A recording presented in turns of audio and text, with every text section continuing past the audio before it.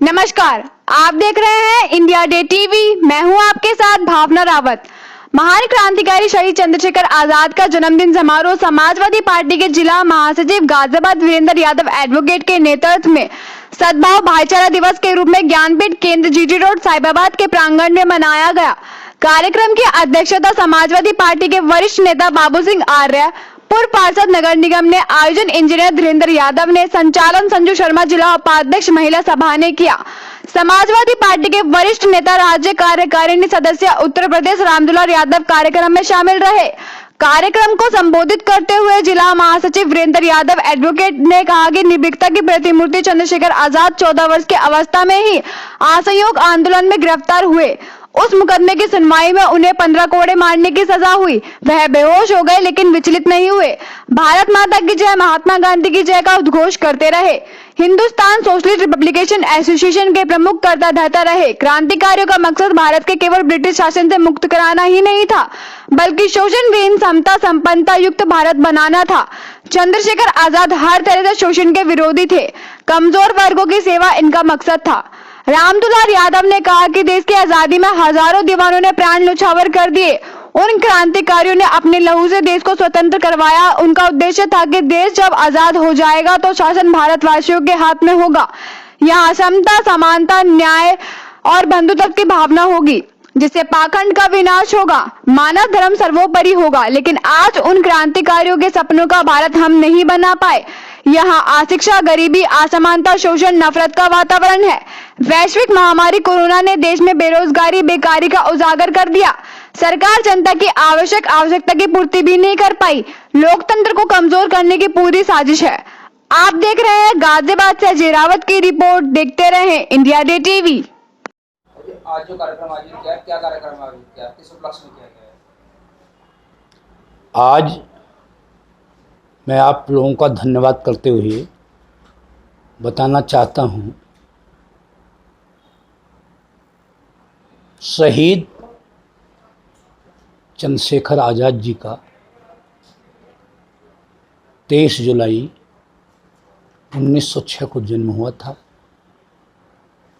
आज उनके जन्मदिन का आयोजन ज्ञानपीठ केंद्र, एक स्वरूप पार्क, जीटी रोड साहिबाबाद पर समाजवादी पार्टी के कार्यकर्ताओं ने आयोजित किया। यह कार्यक्रम समाजवादी पार्टी के जिला महासचिव वीरेंद्र यादव एडवोकेट के नेतृत्व में हुआ।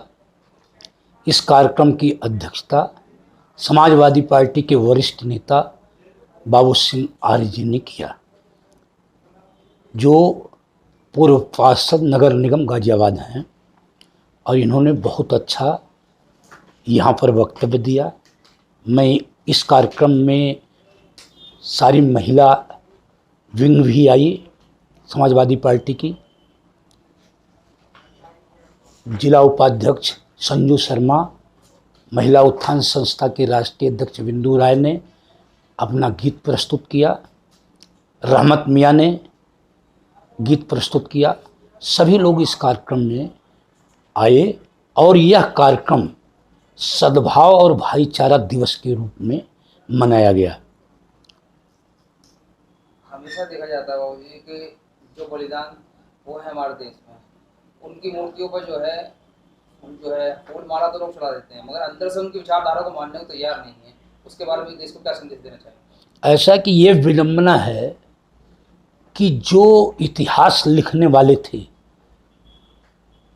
क्रांतिकारियों को छोड़कर, जैसे मनमथनाथ गुप्त जी को छोड़ दीजिए, और क्रांतिकारियों को छोड़कर जो इतिहासकार थे, उन लोगों ने शहीदों के साथ न्याय नहीं किया। शहीदों का असली मकसद शोषण विहीन समाज बनाना था, जातिवाद विहीन समाज बनाना था, और वह राजनीतिक स्वतंत्रता की लड़ाई तो लड़ ही रहे थे, वो व्यवस्था परिवर्तन की लड़ाई भी लड़ रहे थे। उनका मकसद था कि जब देश आज़ाद होगा तो यहाँ पर समता होगी, समानता होगी, किसी के साथ अन्याय नहीं होगा, अनाचार नहीं होगा, महिलाओं की इज्जत सुरक्षित रहेगी, महिलाओं को समान अधिकार मिलेगा, बराबरी का दर्जा होगा। और खासकर उनका जोर शिक्षा पर था कि जब लोग शिक्षित हो जाएंगे तो वह अपने अधिकारों और कर्तव्यों को जान जाएंगे और देश को सुदृढ़ बनाने में अपना संपूर्ण योगदान करेंगे। लेकिन कुछ ताकतें जो हजारों साल से इस देश की दिशा को बदलने का काम करती हैं, वह आज भी शक्तिशाली हैं, सक्रिय हैं, आर्थिक रूप से भी सक्रिय हैं। वो जो मकसद है असली, जो 130 करोड़ जनता के कल्याण का मकसद है, वह उसे पूरा होने नहीं देना चाहती। वो हमेशा अंतर्राष्ट्रीय झूठ बोलकर, रास्ते से भटकाकर, आस्था के नाम पर भ्रम फैलाकर शोषण और दोहन करती हैं विचारधाराओं का, और आर्थिक दृष्टि से कमजोर करने पर लगी हुई हैं।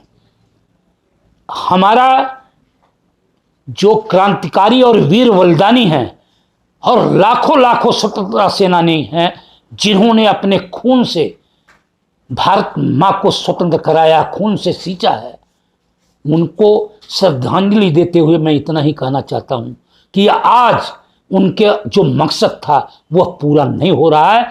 हम लोग लगे हुए हैं कि हम उनके विचार को जन जन तक पहुंचाने का काम करेंगे और संकल्प दिलवाएंगे लोगों से कि इस देश के अंदर जो उनके विचार थे वही असली विचार हैं। उसी विचार से इस देश का भला हो सकता है, भारत सुदृढ़ और मजबूत हो सकता है। अभी आपने अपने वक्तव्य में बताया था कि एक साथी थे उनके जो जिन्होंने गद्दारी करी, उसके बारे में मुझे जनता को बताने का कष्ट है। ऐसा है कि वीरभद्र तिवारी जो प्रतिक्रियावादी ताकतों ने उसे खरीद लिया था और अंग्रेजों से भी वो पैसा ले लिया था, उसने चंद्रशेखर आजाद जी के साथ गद्दारी किया और अल्बर्ट पार्क में चंद्रशेखर आएंगे, उसे चूंकि उनका विश्वास था उस पर, उसने इस बात को वहां का वो था नॉट बॉबर जो उसे बताया उन्होंने,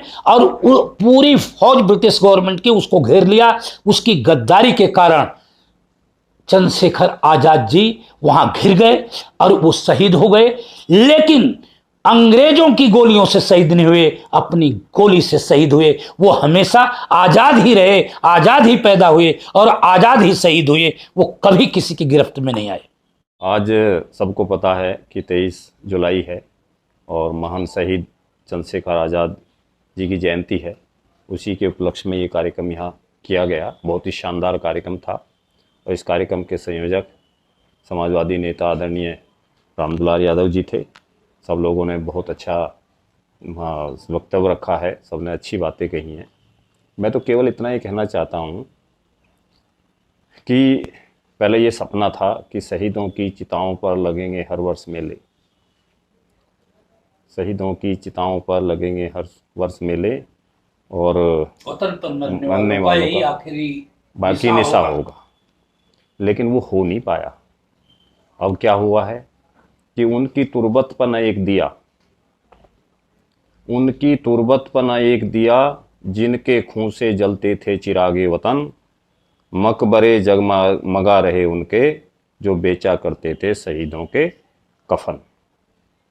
तो चीज़ें उल्टी हो गई हैं और इसी के लिए हम लोगों को प्रयास करना चाहिए, सब लोगों को मिलकर, कि जो चीज़ जो शहीदों की कल्पना थी, जिस बात को लेकर उन्होंने अपना बलिदान दिया, फांसी पे चढ़ गए, परिवार के परिवार ख़त्म हो गए, बहुत बड़ा युद्ध हुआ ये अंग्रेज़ों के इसके खिलाफ, जो है एक दिन थोड़ा ही चला, 90 साल तक चला। 10 मई 1857 को क्रांति शुरू हुई, 5 करोड़ लोग मारे गए। ये नई वो है, करोड़ों लोग इस देश की आज़ादी में मरे, जिनका नाम निशान नहीं, जिनके गांव के गांव ख़त्म हुए, परिवार ख़त्म हुए और नाम भी नहीं आया इतिहास में। उन लोगों के बलिदान की वजह से ये आज़ादी मिली। और इस आज़ादी में अगर इस देश का गरीब, किसान, मजदूर, सर्वहारा वर्ग अगर खुशहाल नहीं होगा तो ये शहीदों की आत्माओं को ठेस पहुंचाने वाला होगा। इसलिए हमें प्रयास करना चाहिए कि जो शहीदों की भावनाएं थी उनके अनुसार ये देश चले, और ऐसे लोगों को इस देश में आगे बढ़ाया जाना चाहिए जो शहीदों की विचारधारा को लेकर चलते हैं। मगर हमेशा देखा गया है कि जब जयंती आती है, हाँ। पुण्यतिथि आती है, जब भी इनकी जो है पुष्पांजलि करते हैं लोग, उससे पहले या बाद में हमेशा ये देखा गया है कि इनकी मूर्तियों पर धूल जमती रहती है। हाँ। कोई नगर निगम, कोई कर्मचारी कोई ध्यान नहीं देता। उस बारे में आप क्या कहते हैं? ऐसा कथनी और करनी में फर्क हो गया है। जब सरकार, सत्ता, प्रशासनिक अधिकारी और नेताओं की करनी और कथनी में फर्क हो जाएगा, तब ये महापुरुषों की यही दुर्दशा होगी। वही इस देश में हो रहा है। आज लोग यहाँ महात्मा गांधी को गाली देते हैं। इस देश में आज भी ये लिखा हुआ है किताबों में कि क्रांतिकारी जो है आतंकवादी थे। यही है ना।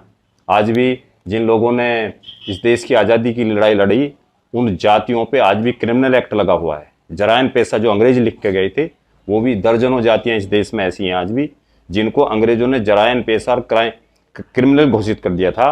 वो आज भी इन्होंने क्रिमिनल घोषित किए हुए।